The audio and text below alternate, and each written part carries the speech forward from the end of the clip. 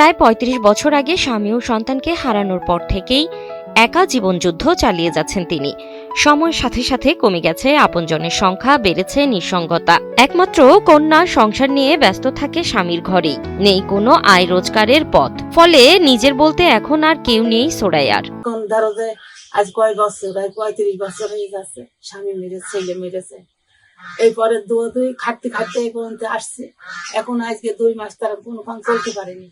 চিনি সালাদে যা দিয়েছে তাই ভাঙিয়ে চিড়ে খাচ্ছি। আবার কি করবো, এখন তোমার ছেলেরা দিয়ে গেল, এটা আমরা ভাঙিয়ে চিড়ে খাবো না।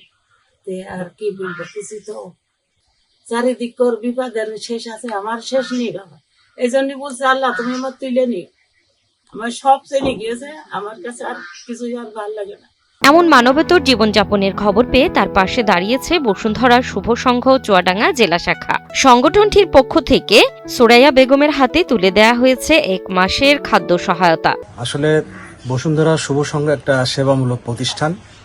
দীর্ঘদিন যাবৎ এই মানুষের সেবা কাজে নিয়োজিত আছে। তারই ধারাবাহিকতায় আজকে হাজারহাটি গ্রামে হতদরিদ্র একজন মহিলার নাম সুরাইয়া, তার সন্তান এবং স্বামী অনেক আগেই মারা গেছে।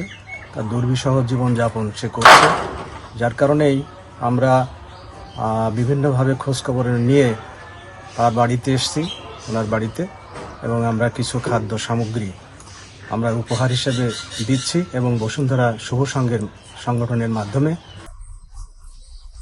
বসুন্ধরা শুভ সংঘের পক্ষ থেকে চুয়াডাঙ্গা জেলাতে ইতিপূর্বে বিভিন্ন কর্মসূচি গ্রহণ করেছিলাম এবং সফলভাবে সেগুলো সম্পন্ন করেছি।